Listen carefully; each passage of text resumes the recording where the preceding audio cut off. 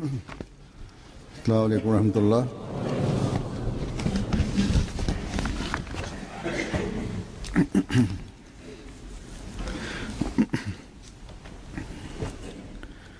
Eşhedü en la ilahe illallah vahdehu la şerike lehu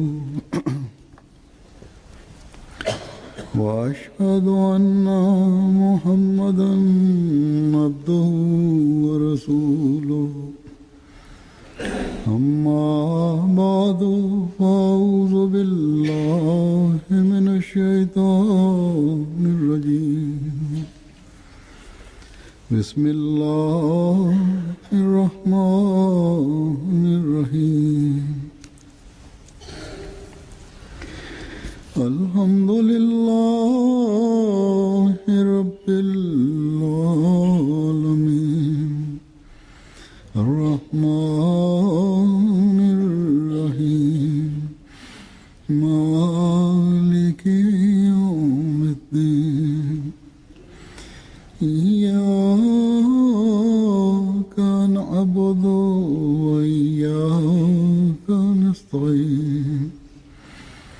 اهدنا الصراط المستقيم صراط الذين أنعمت عليهم غير المغضوب عليهم ولا الضالين.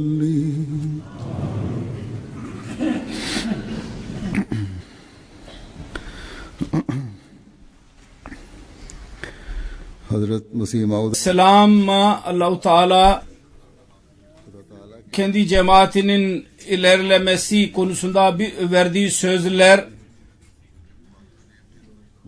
her Ahmedi onun tamamlandığını görüyor, hatta gayri Ahmediler dahi onun tamamlandığını görüyorlar. Bugün Allah-u Teala'nın lütfuyla dünyanın hangi ülkesine giderseniz gidin, orada Ahmedileri görebilirsiniz. Velev ki az sayıda olsalar.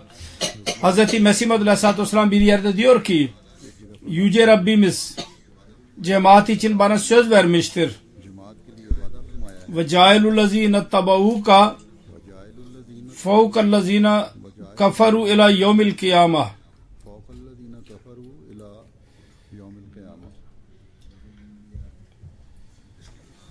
Bunu Berahine Ahmediye de açıklamıştır ve şöyle demiştir.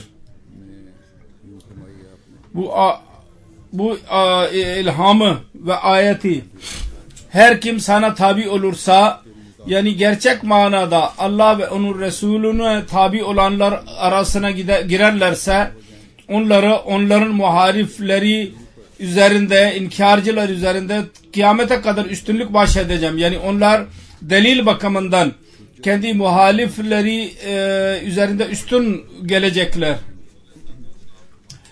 Vaat edilen Mesih Aleyhisselam diyor ki, bunu beyan ettikten sonra, demin okuduğum kısmı okuduktan sonra, bunu açıkladıktan sonra, yani cemaat için Allah söz vermiştir.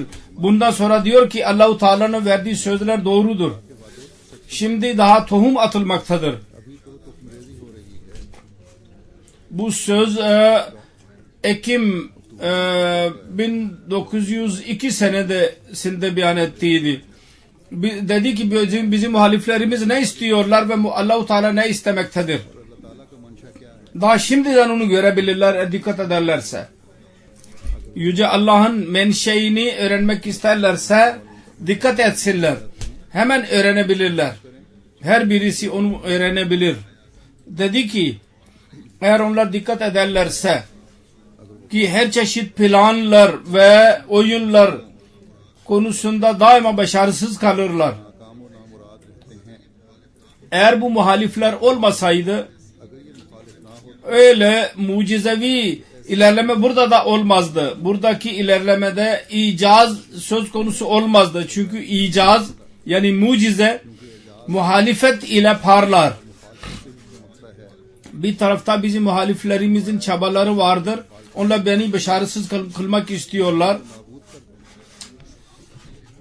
Benim selamımı dahi kabul etmiyorlar ve gaybane benden nefret ile zikrediyorlar. Amirul Muminin diyor ki şimdi bu nefretler son hadde ulaşmıştır. Ve küfür etmek ve sövmek, sövmenin bütün haddini, bunlar hadlerini aşmışlardır. Her neyse bu muhaliflerin görevi, işidir. Mesih Maud Aleyhisselam diyor ki diğer taraftan Yüce Allah hayret verici bir şekilde bu cemaati çoğaltmaktadır. Bu mucize değil ise de nedir?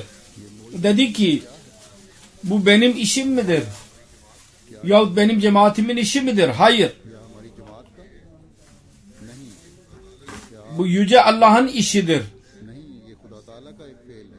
Hiç kimse onun derinliğini ve sırrını anlayamaz. Bu Allah'ın görevidir. Allah'ın işidir ve Allah'ın işleri olağanüstü olur. Hayret verici. Onun için Amirul Muminin diyor ki bu Allah-u Teala'nın bu yardımının manzaralarını her gün görüyoruz.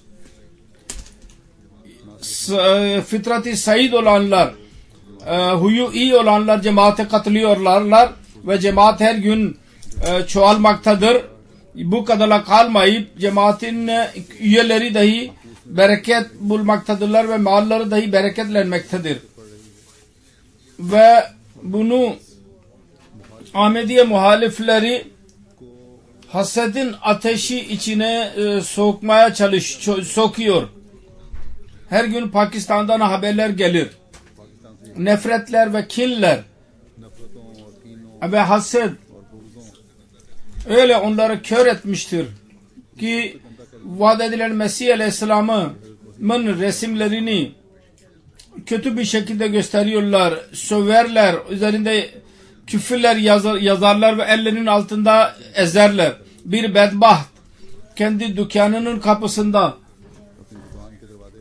bir eşin önüne bu resim koydu ki oradan geçen mutlaka onu ezerek oradan geçsin. Her neyse bu onların işleridir. Fakat Yüce Allah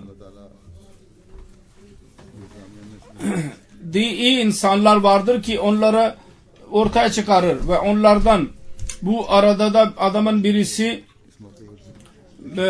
şiddetli davrandı ve Mesih Maud Aleyhisselatü Vesselam'ın resmini kaldırdı oradan. Ancak bu muhalifler unutmamalıdırlar. Bu Allah-u Teala'nın işidir. Yüce Allah sevdiğini sever ve ona daima yardım eder ve hamiyet gösterir. Pis fitret huyu kötü olanların yaptıkları yaramazlıklarının mutlaka intikamını alacaktır. Bunlar ve bunların liderleri ibret vesilesi olacaklardır. Bir gün. Ve bir gün gelecek ki yalnız bu resimler değil, bundan daha fazla ezilecekler bunlar.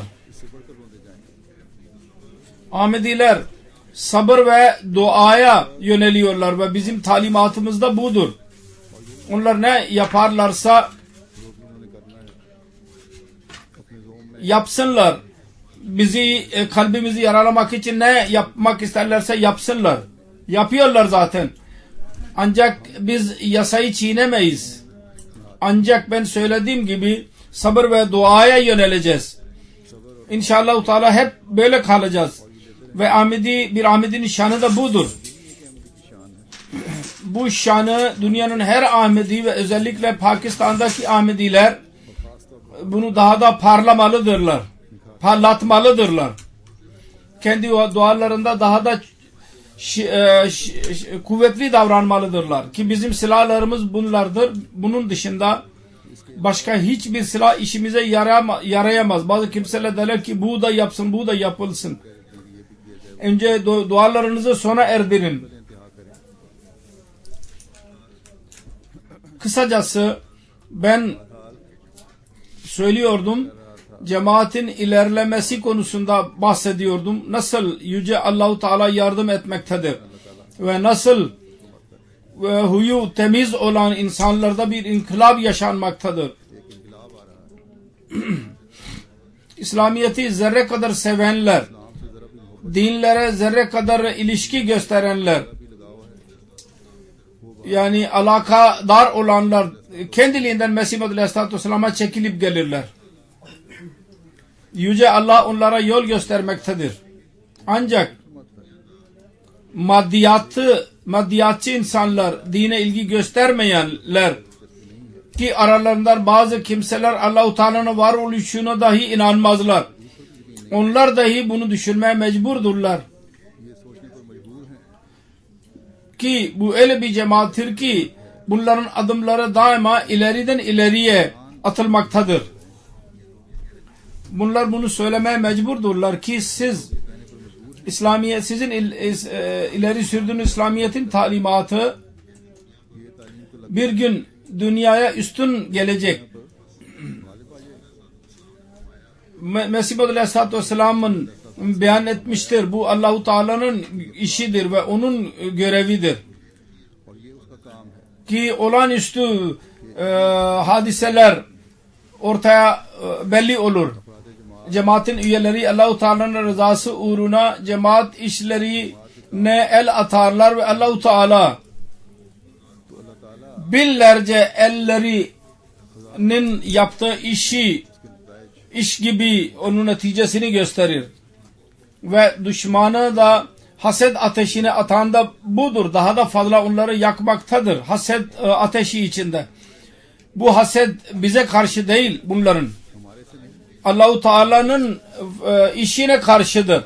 Ki o bu güzel neticeleri çıkarmaktadır ki cemaatin yardımı için açık bir delildir.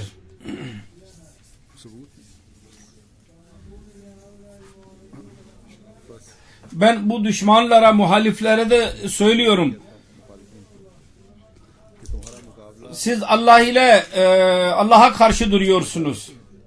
Ve Allah ile hiç kimse Allah'a karşı duramaz. Onun için korkunuz ve Allah'tan korkunuz ki Allah-u Teala'ya karşı gelenler sonunda tozlara dahi koparılır, savrulur gider. Düşmanlarınızın bize karşı gösterdiği bu haset neticesinde biz Allah-u Teala'nın lütuflarının yağdığını görüyoruz her gün.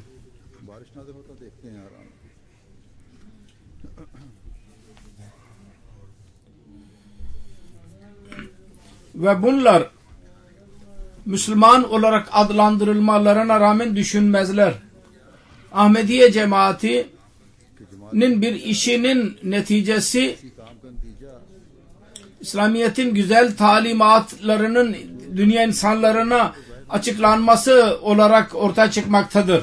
Bu sözde ulemalar İslamiyet'i seven insanlar değildir. Kendi üyelerini seven insanlardır.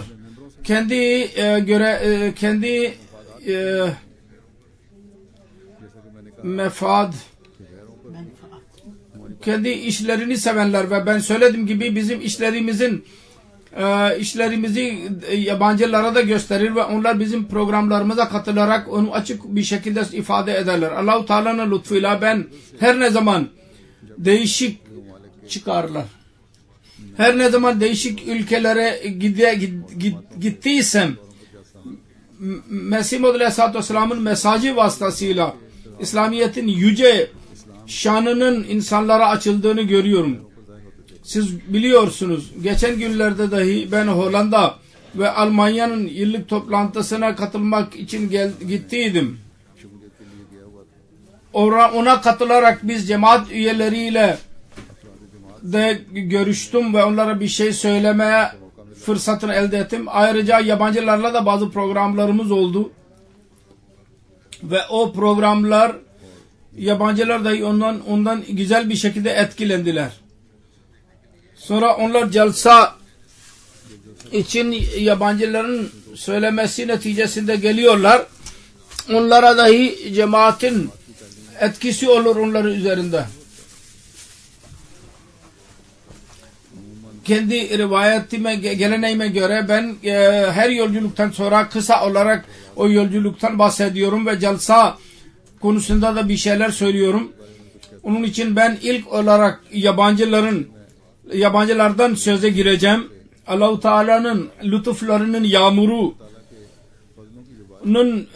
birkaç manzarası vardır ki ben bu yolculuk esnasında bunu gördüm. Söylediğim gibi Hollanda'nın Jalsa Salana'ya da katıldım. Birkaç sene sonra ben onların jalsasına katıldım. Buradan yola çıkmadan önce Hollanda amirinin mektubunu aldıydım. Siz jalsaya katılmak üzere geliyorsunuz ve istiyorsunuz ki oradaki Hollandalı insanlarla dahi bir programımız olsun. İlk olarak ben program ettim. Siz değil, biz istiyoruz ki onlarla da bir program yapalım. Ben dedim ki yok, hayır.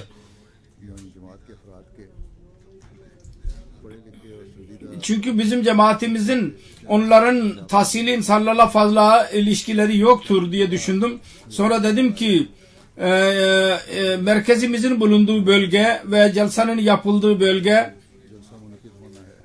İslam düşmanının bölgesidir.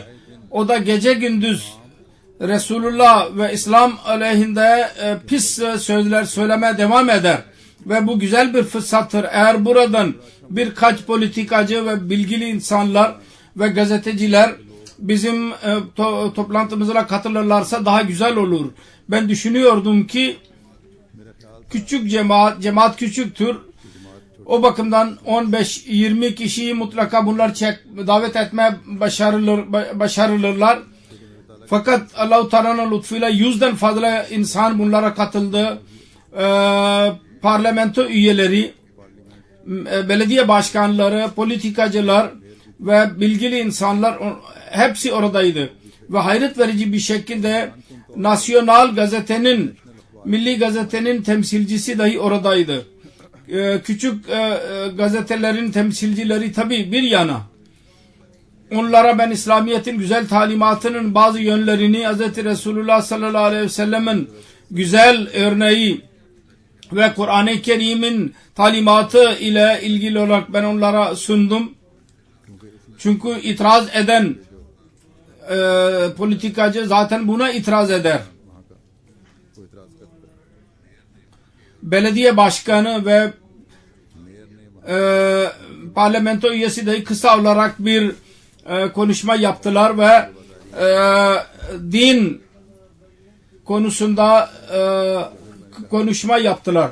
Sonra ben İslamiyet'in güzel talimatı ve Resulullah'ın güzel örneğini sunduğum zaman parlamento üyesi daha sonra benimle de konuştu. İslamiyet'in güzel talimatından etkilendiğini söyledi bana. Söylediğim gibi Hollanda cemaatinin politikacılarıyla Hollanda cemaatinin alakaları yoktur. Fakat parlamento üyesinden ben anladım ki dedi ki siz politikacılarla ve bilgili insanlarla çok fazla ilişki halinde kalın ve onların İslamiyet'in güzel talimatı hakkında öğretin. Ve daha sonra gazeteciler ve web site'te bundan bahsedin. Böylece o isim söylemeden işaret etti ki eğer bunu yaparsanız bilder gibi İslamiyet düşmanlarının ağızları dahi kapanmış olacak. Ve amme insanları da İslamiyet'in güzel talimatlarını öğrenecekler. Onun için bakın burada dahi nasıl Mesih Maud Aleyhisselatü Vesselam'ın kelimeleri tamamlanmaktadır. Allah-u Teala'nın işleri çok hayret vericidir. Bu Allah'ın işidir. Hristiyan olan birisi İslamiyet'in güzel talimatını kendi vatandaşlarına öğretmenin yollarını bize söylemektedir. Sonra bu uysal bir parlamento ki çok eski bir politikacıdır. Uzun zamandır beri parlamento üyesidir. Kendi web site üzerinde dahi benim ve kendi resmiyle birlikte bu konuşma toplantıdan bahsetti ve aramızdaki konuşmadan da bahsetti ve bana söz verdiydi. Ben bunu yapacağım ki İslamiyet hakkında bizim vatandaşlarımızın yanlışlıkları giderilmiş olsun ve bazı politikacılar ve İslamiyet düşmanları bu nefretleri uyandırıyorlar. Onlar uzaklaşsınlar. Sonra gazeteler dahi güzel bir şekilde bu toplantının detaylarını ve söylediklerimin sözünü yazdılar. Sözlerimi. Oradaki en büyük milli gazete, hatta iki büyük gazetenin temsilcileri oradaydılar. Onlardan birisi birkaç dakikalık mülakat yaptı benimle. Orada kendi sorularını bitirince ben ona dedim ki bende de bir soru vardır. Benim sorum şudur. Bu bölge Nunspeet'in bulunduğu, merkezimizin bulunduğu bu bölge, Hollanda'da bu bölge Bible Belt olarak isimlendirilir. Bilgili insanlardır. Din bilgisine sahip. Diğer Hollanda'ya mukabil buradaki insanlar kiliseye bağlıdırlar. Hz. İsa'nın tekrar gelişini de bekliyorsunuz. Onun alametleri dahi bazıları vardır. Ve sizce bu zaman gelmiştir. Hatta geçmiştir. Hz. İsa gelmedi. Gelmiş olan bizim vaat edilen Mesih olarak kabul ettiğimiz, şimdi onun gelişine dikkat edin. Benim üzerime onun ağzı kıpkırmızı olduğu, gülümsedi ve bir şey söylemedi. Bundan sonra ben zannediyordum ki belki bizim toplantımız hakkında haber vermeyecek. Eğer verirse de belki gerçekleri açıklamayacaktır. Fakat ertesi gün benim için ve oradaki cemaat için dahi hayret vericiydi. Yalnız haber vermekle kalmayıp gazetenin ilk sayfasında benim resmimi verdi. Ve aşağı yukarı 1,5 sayfalık haberi verdi ve resimleri dahi yayınladı. Ve detaylı olarak toplantıdan bahsetti. İslamiyet'in talimatıyla ilgili olarak bilgi verdi. Bu 100 binlerce basılan bir gazetedir. Milli gazete. Ve bunun vasıtasıyla İslamiyet'in güzel talimatı o Hollandalı vatandaşlara ulaştı böylece.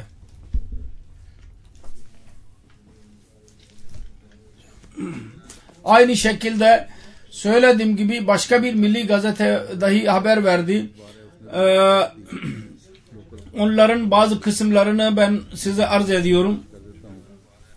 İlk gazete Hollanda'nın Nasyonal gazetesi Dagblad ismidir. Onun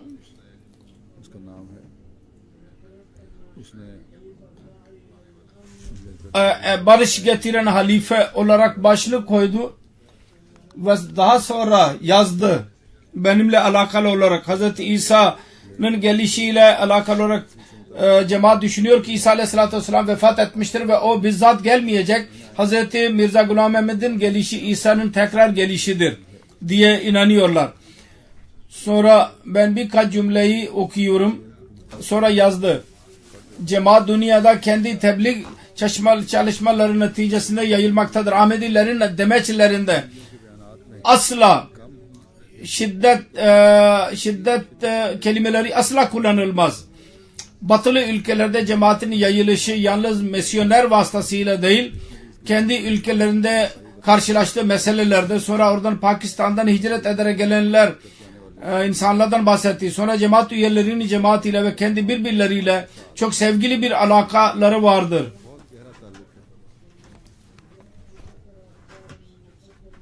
Sonra Jalsa'nın detaylı haberlerini verdi.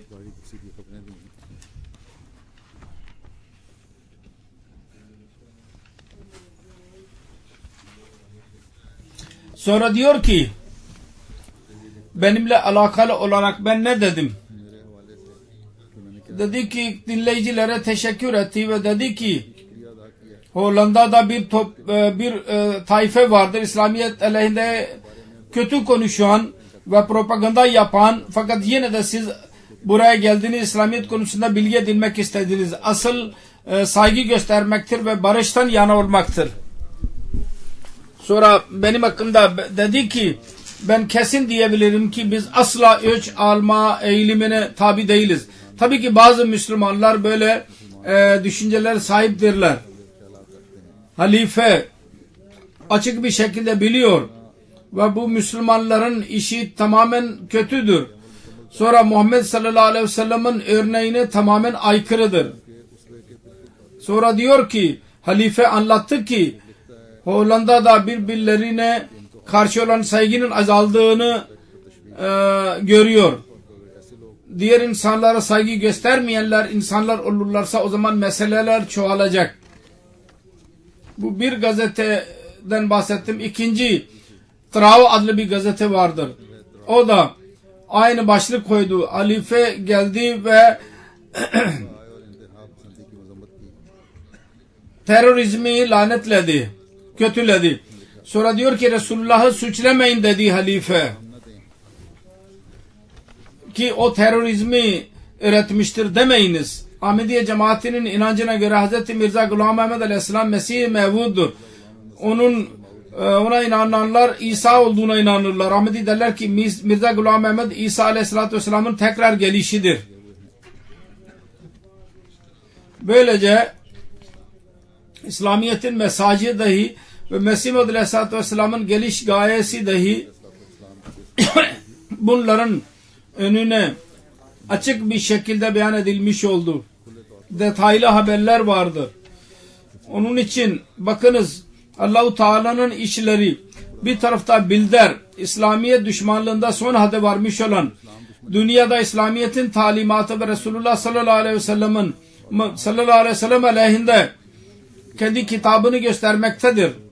Ve onun ülkesinde, yalnız ülkesinde değil, onun kendi bölgesinde ki oradan parlamento üyesi olmuştur. Ahmediye cemaati vasıtasıyla İslam ve Hz. Resulullah sallallahu aleyhi ve sellem'in güzel barıştan yana olan talimatı teyanının açıklanması neticesinde yanlışlıklar ortaya çıkmaktadır. Kitabı fazla benim bildiğim kadarıyla kabul görmemiştir. Fakat onun kendi ülkesinde gazeteler ve website vasıtasıyla 100 milyon insana İslamiyet'in güzel talimatı ulaşmıştır. Söylediğim gibi Hollanda cemaati dahi bu kadar fazla beklemiyordu. Bu Allah-u Teala'nın işidir. Yalnız teşekkür ederek bizim de görevimizdir. Şimdi Hollanda cemaati kendi irtibatlarını daha da çoğaltmalı. Onları genişletmeli. Ve yanlışlıkları İslamiyet aleyhinde ortaya çıkarılmış olan yanlışlıklara gidermeye çalışmalıdırlar. Bildirin yalanını ve kinini açık olarak onun vatandaşlarına göstermelidirler.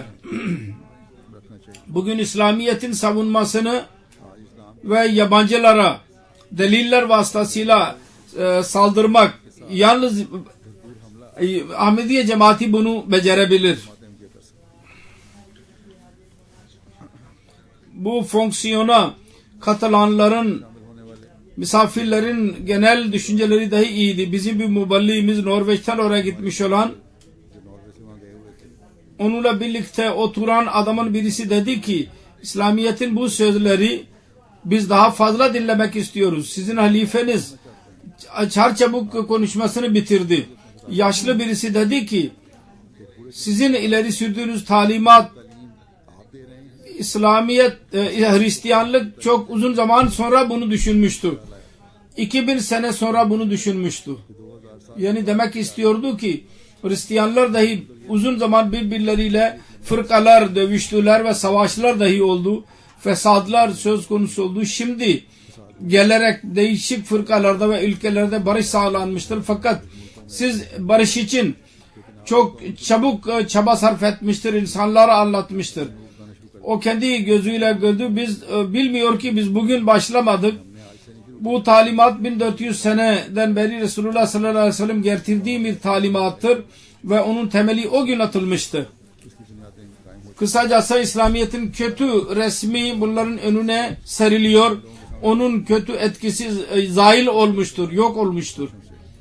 Allah-u Teala daha hayırlı neticelerini doğursun ve bu kavim İslamiyet'i kabul ederek Hz. Resulullah sallallahu aleyhi ve sellem'in bayrağının altına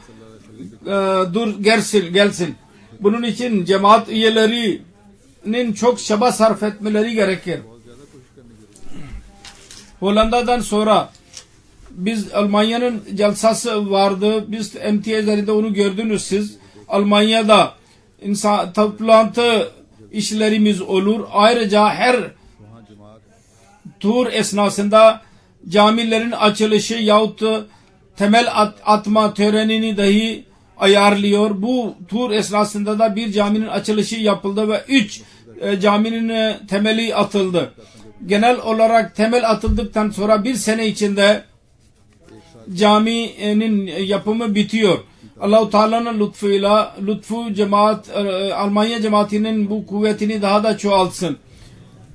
Şimdi orada caminin açılışları ve temel atma törenlerinde güzel bir şey orada oluşmaktadır cemaat arasında. O da şudur ki her fonksiyonda yerel insanlar ki bilgili insanlar da onların kapsamında olur. Belediye başkanı, politikacılar ve görevliler vesaire onları da davet ediyorlar. Eskiden bu yoktu. Burada her ne cami olursa orada mutlaka olur. Fakat eskiden yoktu Almanya'da. Şimdi onların dikkati çekilmiştir buna. Ve bu da Ahmediye cemaatinin tanımı için, İslamiyet'in güzel talimatını anlatmak için ve tebliğ için çok önemli olan bir şeydir. Bizim asıl görevimiz İslamiyet'in güzel talimatını dünya insanlarına anlatmaktır. Dünya insanlarını hakka davet etmektir. Onun için camilerin yapımı ile birlikte tebliğ dahi daha da çoğalmaktadır. Ve ben daima cemaat üyelerine söylüyorum, bu tanım ve tebliğ ile birlikte onların sorumlulukları dahi artmış olur. Kendi durumlarını İslamiyet'in örneğine göre ayarlamanız lazım. Bu sene cemaatin tanımı vasıtasıyla bir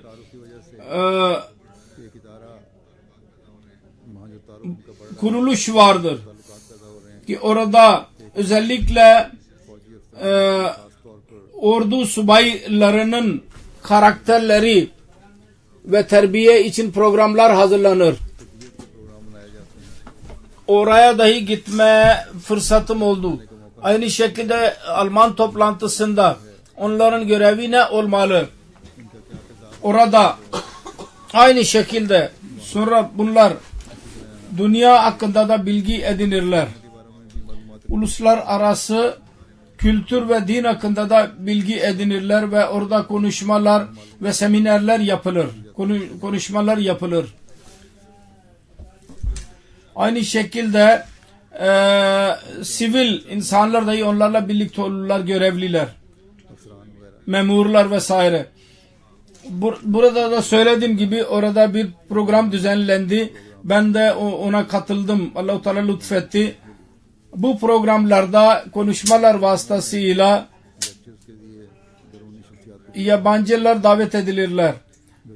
Yasa uzmanları ve değişik dinlere inanan insanlar dahi oraya gelirler. Değişik konuların uzmanları dahi bunlara katılırlar.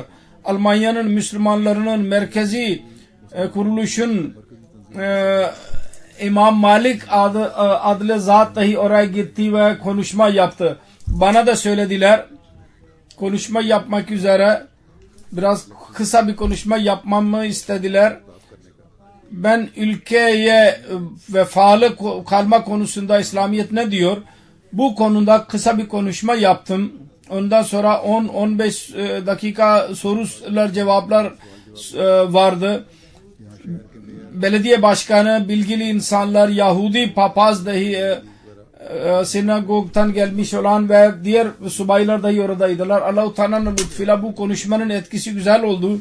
İslamiyet'in güzel talimatı onlara ulaştı.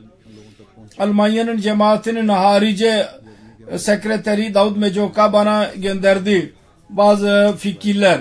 Adamın birisi dedi ki ben hayret ettim. Adamın birisi dünyanın karşılaştığı meseleleri o kadar kolay bir şekilde anlatabilir. Amirul Mu'minin diyor ki bu İslamiyet'in güzel talimatıdır ki beyan doğru bir şekilde beyan edilirse herkes onu anlayabilir. Sonra adamın birisi dedi ki sizin halifeniz birçok şey açtı. Sizin İslamiyet hakkındaki düşüncenizi göz önünde bulundurarak Müslümanların mutlaka entegre olabilirler. Her yerde bu soru sorulur. Müslümanlar bizim niye entegre olmuyorlar? Birleşmiyorlar. Ayrı kalıyorlar. Bunu duyduktan sonra dedi ki bu doğru bir düşünce değil. Batılı insanlarda, batılı toplumda bunlar kolay bir şekilde birleşebilirler. Aynı şekilde İslamiyet'in güzel talimatına hayret etti adamın birisi. Kısacası bu zamanda Resulullah sallallahu aleyhi ve sellem'in gerçek aşığına inanan insanların bu görevidir ki İslamiyet'in güzel talimatını ve gerçek talimatını dünya insanlarına sunsunlar ve İslamiyet'e itiraz edenlerin ağızlarını kapatsınlar. Birçok memur bana ve benim arkadaşlarıma dedi ki bu konuşmanın yazılı olarak bana veriniz. Alman cemaati bunun tercümesini yapmaktadır. Sonra onlara gönderecektir. Sonra Almanya toplantısında onların müstakil bir gelenek haline gelmiştir. Almanlar yahut gayri-Ahmediler, gayrimüslimlerle bir programımız olur. Orada dahi 5-600 kişi erkek kadın toplanıyorlar. Ben de bir şey söyleme fırsatını elde ediyorum. Bu sefer dahi İslamiyet'in talimatları, Mesih Muhammed Aleyhisselatü Vesselam'ın gelişinin gayesi ve bugünkü bu çağdaki durum ve dünya Allah-u Teala'yı unutan dünya insanları ve onun neticesinde helak olmaya yüz tutmuşlardır. Ondan uyarmak bana nasip oldu insanları. Her insanın ne karakteri olmalı, bu helaketten kurtulmak için bu konuda da ben onlara anlattım. Bu MTA üzerinde siz bunu görmüş olacaksınız. Bu programda dahi söylediğim gibi 500'den daha fazla insan Alman ve diğer gayrimüslim ve Ahmediler katıldılar ve güzel etki içinde kaldılar. Sonra değişik ülkelerden gelmiş olan cemaatten olmayan insanlarla da karşılaştım. En büyük delege Bulgaristan'dan geldiydi. 80 kişi oradan geldiydiler. Onlar da yalnız 13 Ahmediydi. Onların çoğu gayri Ahmedi Müslümanlar idiler. Birkaç insan Hristiyan idiler. Hepsi toplantının konuşmalarını ve disiplinden çok etkilendiler. Her sene büyük sayıda yeni insanlar değişik ülkelerden gelirler ve Bulgaristan'dan dahi gelirler. Ve genellikle toplantıyı görerek mutlaka etkilenirler. Ve bazıları için bu toplantı onların kalplerinin açılmasına sebep olur. Bulgaristan'dan gelen delege ile ben konuşuyordum. Adamın birisi, onlardan genç birisi dedi ki siz diyorsunuz ki Allah korkusuyla iş yapıyoruz ve Allah-u Teala için iş yapmamız lazım ve bunun için biz çalışıyoruz. Delil nedir bunun? Ben ona dedim ki diğer sözler bir yana, Afrika'da biz değişik fakir ülkelerde ve uzak yerlere giderek din ve kavim ayrımı yapmadan oradaki insanlara hizmet ediyoruz. Ve onun bilgileri vardır dünyada her yerde, istersen olabilir, eline geçebilir. Bu bir delildir. Biz onlardan bir şey beklemiyoruz. Evet, bir çaba vardır. Bir yolla bu insanlar Allah-u Teala'nın Allah-u Teala'yı ibadet, tek Allah'a ibadet eden insanlar haline gelsinler. Bizim bu çabamız budur ve bunun için çaba sarf ediyoruz. Bulgaristan öyle bir ülkedir ki birkaç seneden beri cemaat tebliğ yasaklanmıştır orada ve diğer işler, cemaat orada kayıtlı değildir. Molla'nın etkisi altındadır hükümet ve denir ki Müslümanların iç fitnelerini yok etmek için ve fesatları yok etmek için biz böyle davranırız. Bir tek hutbe verilsin ve bir tek fırkaya insanlar olsun. Halbuki bil fiil bu durum orada söz konusu değil. Asıl budur ki bazı Arap ülkelerden bunlar yardım alırlar. Onun neticesinde bunlar tahammül edemezler ki Ahmedilere tebliğ fırsatı versinler. O zaman onların üstünlükleri yok olur. Fakat buna rağmen orada her sene biatler olur. Aynı şekilde Malta, İspanya, Türkiye, Bosna Hersek'ten gelmiş olan Ahmediler ve gayri Ahmedilerle de mülakatlar yaptım. Allah-u Teala'nın lütfuyla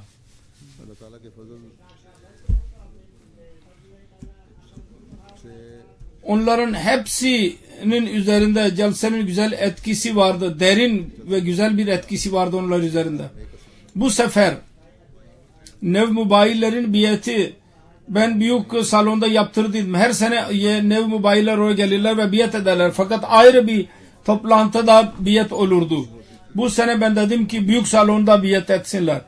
Ki diğerler dahi buna ortak olsunlar. Allah-u Teala'nın lütfuyla bu biyet manzarası dahi iman verici olur. Adamın birisi uzun zamandan beri cemaat ile irtibat halindeydi. Galiba İranlıydı. Oradaydı. Bütün toplantılara katıldı. Biyet etmek istemiyordu. Fakat biyet başlayınca dedi ki bir kuvvet benim elimi uzattırdı. Ben de uzattım ve elimi uzattım, biyet ettim böylece. Ondan sonra dedi ki bu gelip geçici bir his değildi. Şimdi ben kuvvetli Ahmediyim ve Allah-u Teala'nın lütfuyla verdiğim biyet sözleşmesine ben bağlı kalacağım. Yeni bir coşku benim içimde vardır şimdi. Allah-u Teala onların imanlarını, yakinlerini daha da çoğaltsın. Ve celsanın toplantıları ebedi olsun onların elde ettikleri. Kısacası Almanya'nın toplantısı genel olarak çok güzel geçti. Ben arada bir MT üzerinde bazı konuşmalar dinledim. Konuşmaların seviyesi güzeldi. Bereketleri toplayan ve toplayarak yayınlayan bir celsaydı. Celsanın hazırlıkları için bütün yıl boyunca görevliler meşgul kalırlar. Ve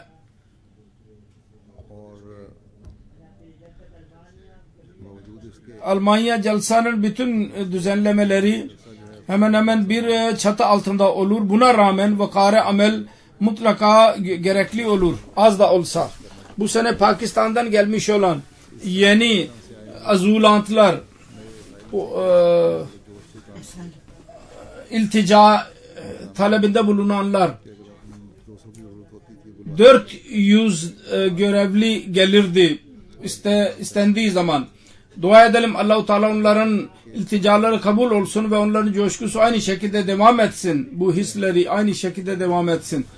Şimdi daha Pakistan'ın durumu ve uzun zamandan beri oradaki mahrumluğunda etkisi vardır. Fakat Allah-u Teala'ya tam teşekkür etmek budur. Ki Allah-u Teala'nın ibadetinden gafil olmasınlar, ilticaları kabul olunca ve cemaatin işlerinde arka plana atmasınlar. Hilafet ile vefalı kalsınlar. Her sene bunu yeni bir tecrübesini kazanıyoruz. Allah-u Teala bu alakayı da daha da çoğaltsın. Düzenlemeler ile ilgili olarak dahi bazı şeylerden bahsediyorum. Orada ben söylemeye fırsatını elde edemedim. Diğer insanlar dahi ondan istifade ediyorlar. Düzenlemeler olarak bütün düzenlemeler güzel geçti. Yalnız büyük düzenlemelerde daima olur. Bazı şikayetler de söz konusu olur. Almanya'da da ben bahsettiydim ilk hutbemde. Almanya'da şikayetler bazı şubeler hakkında daha fazladır. birisi onlardan ziyafettir ve çok önemli bir şubedir bu. Yemek ya az idi yahut da tam düzenli değildi. Uzun zaman beklemek mecburiyetinde kaldılar ve sonra bazen mecburen çarşıya giderek oradan bir şey satın alırlardı. Fazla beklemeleri yerine. Kadınlar dahi aynı şekilde sıkıntıya girdiler. Çocuklar dahi, görevliler dahi yemek bulamadılar. Kadınlar da özellikle kendi yemeklerini ayarlamaya mecbur oldular. Bir zaman bu durum böyle oldu. Afsar Celsa ve onun görevlilerinin göreviydi acele davranmak ve sebep nedir onu öğrenmeleri lazımdı. Belki çaba etmiş olabilirler fakat onun güzel neticeleri kesinlikle ortaya çıkmadı ve son güne kadar bu eksiklik hep hissedildi.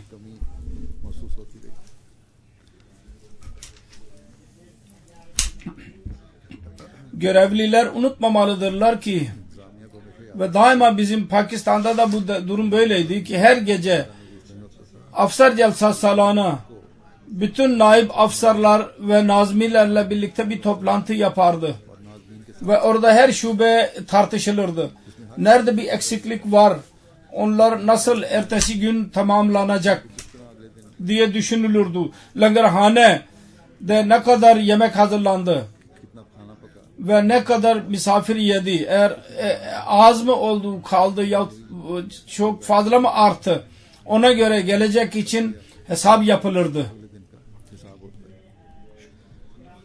Misafir mihman nevazi şubesinin görevidir. Afsar Celsa'ya bilgi vermeleri lazım. Bugün bu kadar insan yahut görevliler yemek yediler ve bu kadar insan yemek bulamadılar. Sebep neydi? O zaman onun diğer şubelerin kararını verecek. Bunun kaydı tutulmalı. Bu hesaplaşma, muhasebe ile gelecek gün için daha güzel düzenleme yapılabilir. Eğer her gün bu toplantı olursa ve gelecek için plan hazırlanırsaydı daha güzel durum söz konusu olabilirdi. Aynı şekilde muayene dahi bir şubedir. Afsar Celsa salananın kendi işi olur ve onun muamelleri olur. Her yere giderek onlar mutlaka bakarlar güzel iş yapılıyor mu yapılmıyor mu. Eğer gelip geçici olursa hemen islaha için çalışılır. Kısacası bu şube daha bunu düzeltmeliyiz. Aynı şekilde Celsa'da banyolarda vesaire kıtlığı görüldü. Halbuki orada komplekste çok banyo ve tuvalet vardır. Fakat belki bazı sebeplerden dolayı açılmadı. Bazı yaşlı kadınlar sıkıntıya girdiler. Halbuki hastalar için ayrı bir düzenleme yapılabilirdi ve mutlaka olmalıydı ve bu ülkelerde olur. Görevliler, erkek ve kadınlar o kadar fazla usullere sert davranmasınlar bu gibi yerlerde. Sizin göreviniz herkese kolaylık sağlamaktır. Görevliler önce banyo açmaya izin almadılarsa duruma göre hemen izin almaları gerekiyordu görevlilerin. Eğer kira meselesi var da para tasarruf etmek istiyorlarsa para tasarruf etmek iyidir.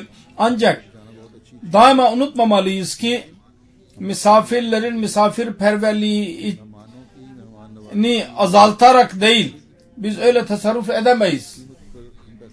Misafirperverliği konusunda eksik davranalım ve tasarruf edelim. Bu doğru değil. Misafirperverlik her şeyden daha üstün olmalı.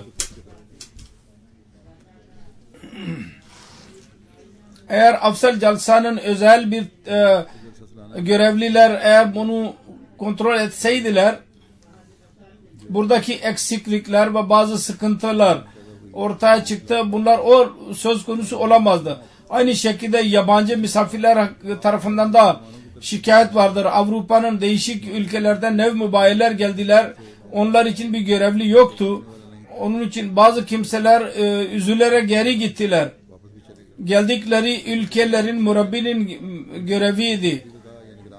Getirdilerse tam yardım etmeliydiler onlara. Eğer birlikte gelmedilerse tam bilgi edinmeleri lazımdı ve onlara tam olarak yardım etmeleri lazımdı. Sonra istikbal ve misafirperverlik şubesinin görevidir. Parklarla ve yol göstermek için tam bir düzenleme olmalıydı. Nev mubayiler ve misafirler getirilmiş olan onların geri gidiş için transport gerekliydi. Ulaşım. Gece saat 10'a kadar bekleme mecbur oldular. Halbuki istikbal ve elveda şubesi bunu ayarlamalıydı.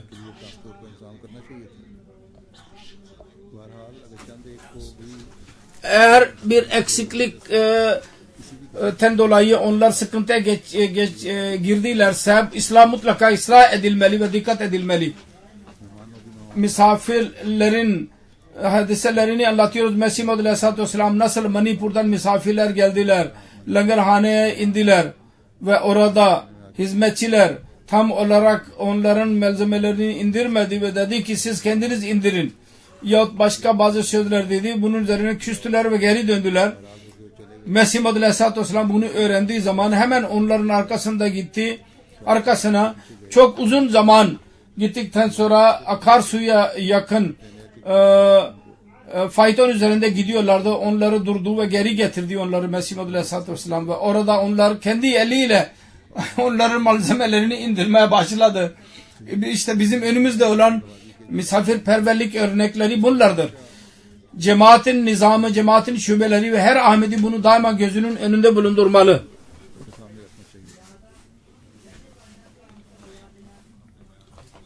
Ölçülerimizi mutlaka daha da üstün mertebeye götürmeliyiz. Daha önce de cema hutbesinde Almanya'da bunlara dikkat çektiydim. Kısa olarak. Eğer onun üzerinde düşünmüş olsaydılar bazı yerlerde eksiklikler vardı yahut bazı kimseler sıkıntıya girdiler. Bunlar olmazdı. Bunlar vasıtasıyla görevlilerin başka güzel işleri olur. Onlar da zahil olurlar. Dünyanın jalsaları olur. Almanya'da da burada jalsa oldu. Merkezi jalsa olarak isimlendirilir şimdi. Aynı şekilde bunların ve bütün diğer ülkelerin görevlileri, jalsa görevlileri derin bir şekilde bunlara gözlerinin önünde bulundurmalıdırlar. Zannetmeyiniz ki bir ülkede olduğu bizim ülkede yaşanmıyor bu gibi hadiseler. Her yerde nerede eksiklikler varsa giderilmeli. Ki jalsanın güzel etkileri her yerde devam etsin. Aynı şekilde kadınlar konusunda da söyleyeyim, genel olarak büyük salonda sessizlik vardı. Fakat kadınların salonunda rapor aldım. Ben orada bahsettiydim. Kadınların gürültüsü neticesinde kadınlar dahi çok gürültü yaparlar. Bu da olmamalı. Gelecek sene için dikkatli davranmaları gerekir. Kısacası ben daha önce başlangıçta da söylediğim gibi bütün bunlara rağmen jalsa genel olarak iyiydi. Programlar güzeldi. Konuşmalar da iyiydi. İnsanların coşkusu da iyiydi. Allah-u Teala onun bereketlerini devam ettirsin. Ebedi olarak. Ve bütün katılanlara teşekkür etmeliyiz. Görevlilere teşekkür etmelidirler. Onlar görev yaptılar ve çaba sarf ettiler. Allah-u Teala hepsine en iyi şekilde mükafatlandırsın. Ve çalışan erkek ve kadınların da Allah'a şükür etmeleri lazım. Ki Allah-u Teala Mesih Maud Aleyhisselatü Vesselam'ın misafirlerine hizmet etmeleri kendilerine sağladı. Allah-u Teala hepsine ve her Ahmedi Allah-u Teala daima birbirlerini sevmeleri ve hizmet duygusuyla böylece davranmaları kendilerine nasip etsin. Amin.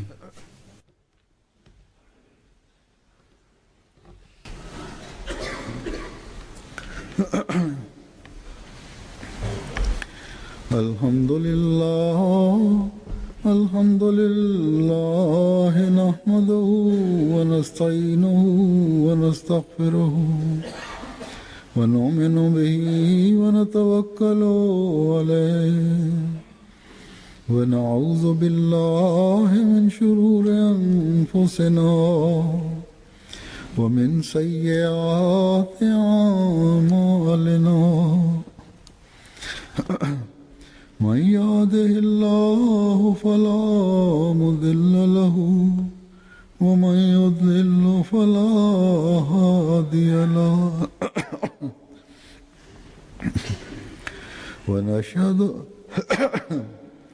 ونشهد أن لا إله إلا الله ونشهد أن محمدا عبده ورسوله عباد الله رحمكم الله إن الله يأمر بالعدل والإحسان وإيتاء ذي القربى وينهى عن الفحشاء والمنكر والبغي يعظكم لعلكم تذكرون اذكروا الله يذكركم وادعوه يستجب لكم ولذكر الله أكبر